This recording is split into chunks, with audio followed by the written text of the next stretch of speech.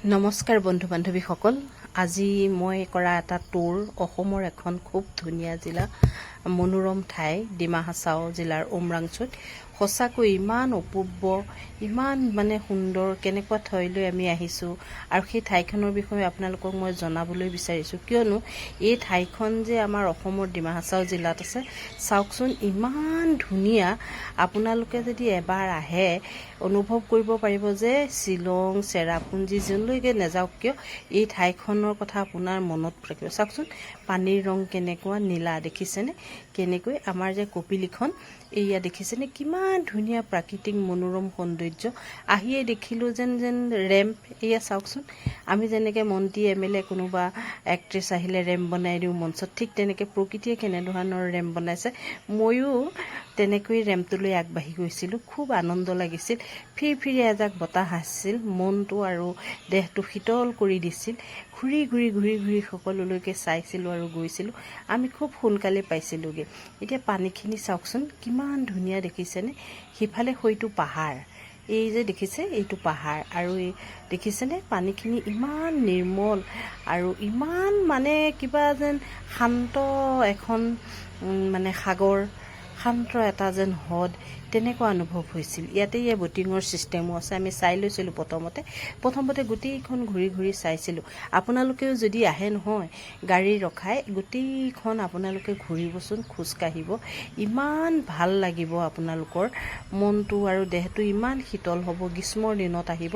আমি ধৰক শ্বিলং যাওঁ, চেৰাপুঞ্জী যাওঁ, ছিকিম যাওঁ, মই সেইবিলাক ঠাইলৈও গৈছোঁ, কিন্তু অসমত যেন ইমান ধুনীয়া এখন ঠাই আছিল এই কথা মই কেতিয়াও অনুভৱ কৰিব পৰা নাছিলোঁ যেতিয়া মই উমৰাংচু যোৱা নাছিলোঁ।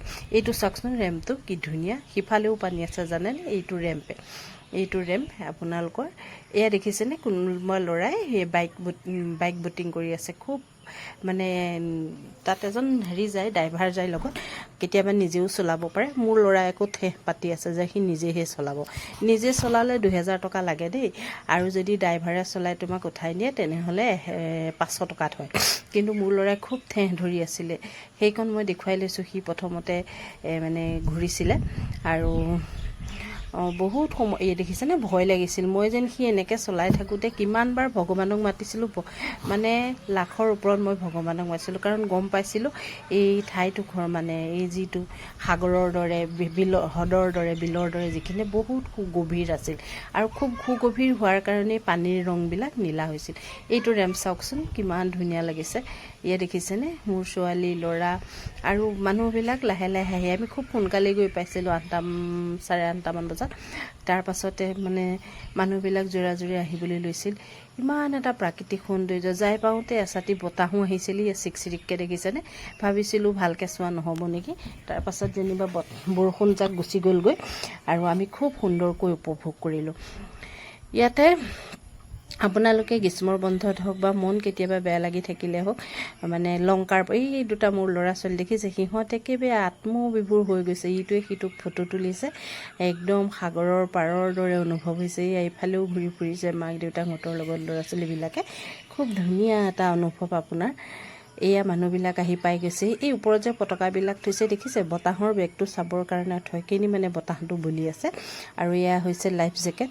এইবিলাক আপোনালোক পিন্ধাই ল'ব যেতিয়া আপোনালোকে বটিং কৰিবলৈ যাব। এই জেকেটবোৰ পিন্ধাই লয়, কাৰণ কিবা কাৰণে যদি কিবা যান্ত্ৰিক বিজুতি হয়, আপোনালোক যাতে, এইখন আমাৰ গাড়ী তাতে এখেত গৈছে, তাতে যাতে কাৰো একো অসুবিধা নহয়, সেইকাৰণে লাইফ জেকেটটো পিন্ধাই লয়।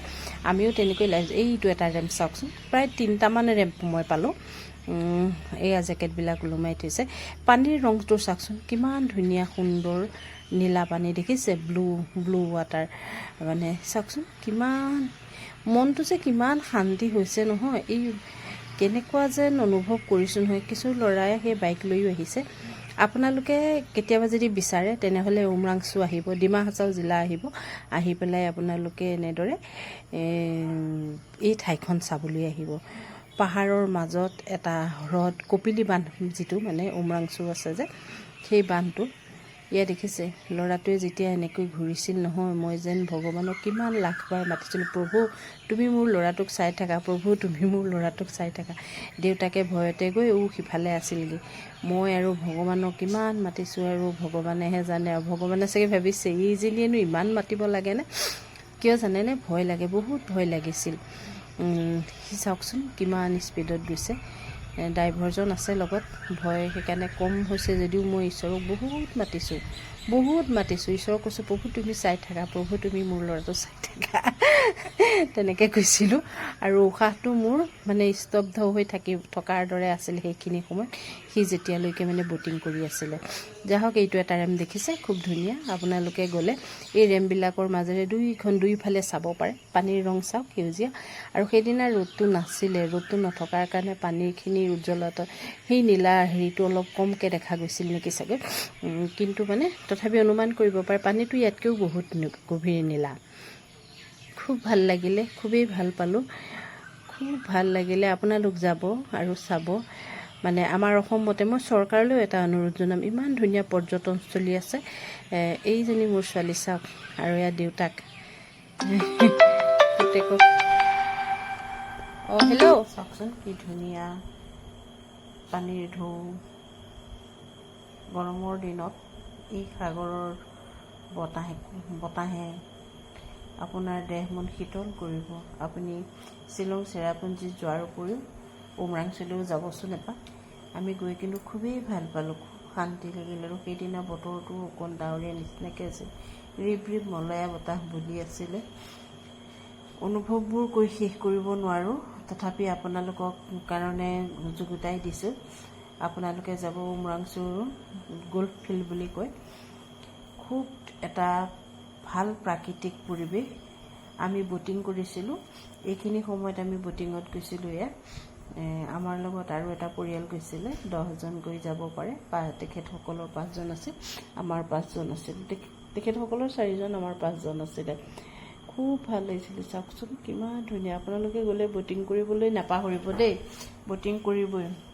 এয়া ল'ৰা ঠেহত, তাক ব'টিং কৰিবলৈ অকলে লাগে, দিয়া নাছিলোঁ ঠেহতে, সি উন্দুলি গৈছে। আগত মোৰ মিষ্টাৰ আছে। খুব ভাল লাগিছিলে। পৰিয়ালটোৰ লগত আমি কথা পাতি গৈ আছিলোঁ, তেখেতেও কৈ আছিলে কিবাকিবি কথা। খুব ভাল লাগিল। আশা কৰিম আপোনালোকে যাব, ব'টিং কৰিব। খুব ভাল লাগিব, আপোনালোকৰ মনবিলাক ভাল লাগিব। পানীখিনি দেখিলে কিবা এটা বেলেগ আমেজ পোৱা যায়। চাওকচোন নীলা পানী কেনেকৈ। পানীখিনিৰ কাৰণেই মানে দেখিবলৈ সৌন্দৰ্যটো অপৰূপ হৈ গৈছে। মই কিন্তু কেতিয়াও দেখি পোৱা নাছিলোঁ, শুনি আছিলোঁ, আৰু সেইকাৰণেই গৈছিলোঁ তালৈ। বৰ ভাল লাগিছিল। আপোনালোকো যাব, খুবেই ভাল লাগিব। আৰু এনেকুৱা ভাল লগা ঠাইবিলাকলৈ গৈ জনাবলৈ পালে ভাল লাগে, কাৰণ কিছু সংখ্যক মানুহে জানিবলৈ বিচাৰি থাকে যে ক'লৈ যাম আমি, ক'লৈ মানে পিকনিক প্লেচ ক'লৈ গ'লে ভাল লাগে। গৰমৰ দিনত সকলোৰে ঠাণ্ডা বা শীতল হাৱা বিচাৰে, মানে যান্ত্ৰিকতাৰ পৰা সদায় প্ৰাকৃতিক পৰিৱেশৰ মাজত থাকিব বিচাৰে। সেই কাৰণে ময়ো আচলতে ভিডিঅ'টো কৰিলোঁ। আপোনালোকে চাওকচোন পানীবিলাক কেনেকৈ কাটি গৈছে। অলপ ভয়ো লাগিছিলে, কিন্তু চালকজন লগত গৈছিল যে সেইকাৰণে মানে অকণমান মনটো ভালো, মানে ভয় যদিও মানে কিবা এটা হেৰিয়ত আছোঁ আৰু, কিবা বিপদ নহ'ব যে, তেনে কথাবিলাক মনলৈ নানাকেই গৈ আছিলোঁ। তথাপি আৰু আমিতো মাইকী মানুহে ভগৱানক চাগে 50 বাৰমান মাতি আছিলোঁ ভগৱানক। খুব ভাল লাগিছিল। আমাক বহুত সময় ধৰি ঘূৰাইছিল, কাৰণ দুটা পৰিয়াল হোৱাৰ কাৰণে আমাক একেলগে ঘূৰাব লগা হ'ল যে বহুত সময়লৈকে। এইজনী মোৰ ছোৱালী, সেইজনী তাই ক'লে মা ভিডিঅ' তুমি বনাবা আৰু বনাই পেলাই ৰাইজৰ কাৰণে দিবা, কাৰণ এই ভিডিঅ'টো খুবেই ভাল হ'ব। আৰু মানুহে পিকনিক প্লেচৰ ঠাই বিচাৰে, ক'লৈ যাব মানুহে মানে সিদ্ধান্ত ল'বলৈ অসুবিধা হয়। সেইকাৰণে ভাল লাগিছে। চাওক যেন গান এটা গুণগুণাই দিম। কিমান সুন্দৰ অসমৰ পৰিৱেশ, অসমৰ বিখ্যাত পিকনিক প্লেচ, বনভোজস্থলী। তাত কোনো লেতেৰাও কৰিব নোৱাৰিব, তেনেকুৱা কিছুমান নীতি নিয়ম আছে। সকলোৱে পৰিষ্কাৰকৈ ৰাখে। খুব ভাল লাগিলে। উমৰাংচু গল্ফ ফিল্ড আপোনালোকে যাব, কেতিয়াও নাপাহৰিব যাবলৈ। ধন্যবাদ সকলোৱে চাই আছে। এইখিনিতে মই আপোনালোকক কওঁ, সেইদিনাখন আমি আৰু কেইবাটাও ঠাইও চাইছিলোঁ পিকনিক প্লেচ। আমাক কিমানখিনি সময় ঘূৰাইছে দেখিছেনে? খুবেই ভাল লাগিছে।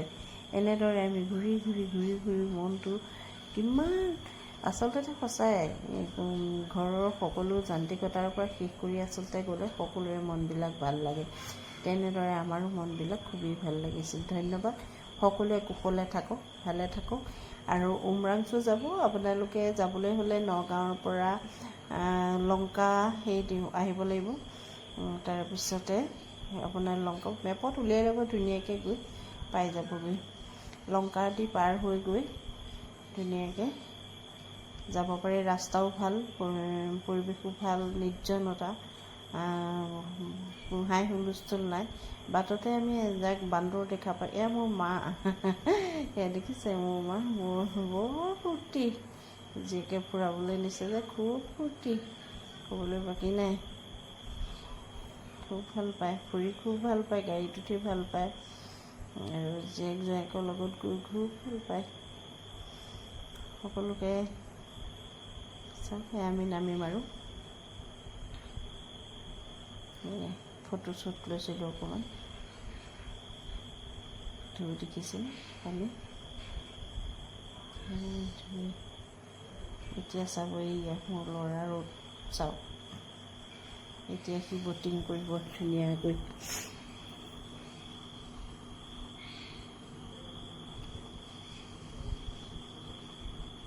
আহিব সকলোৱে, আহক গল্ফিলে, মানুহ আহি ভৰি গ'লহি। চব পৰিৱেশটো আৰু বেছি ধুনীয়া হৈ গৈছে যেতিয়া মানুহবিলাক আহিছিল।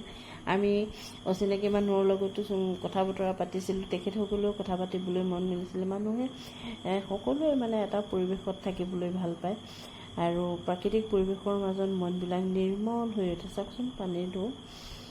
এতিয়া আৰু এই ল'ৰাই দমাই হেৰি চলাব, তাৰপাছত আহি তাক বটিং কৰিবলৈ দিছিলোঁ। সেইকাৰণে বাইক হয়, পেট্ৰলত চলে, দুঃসাহসিক তাই।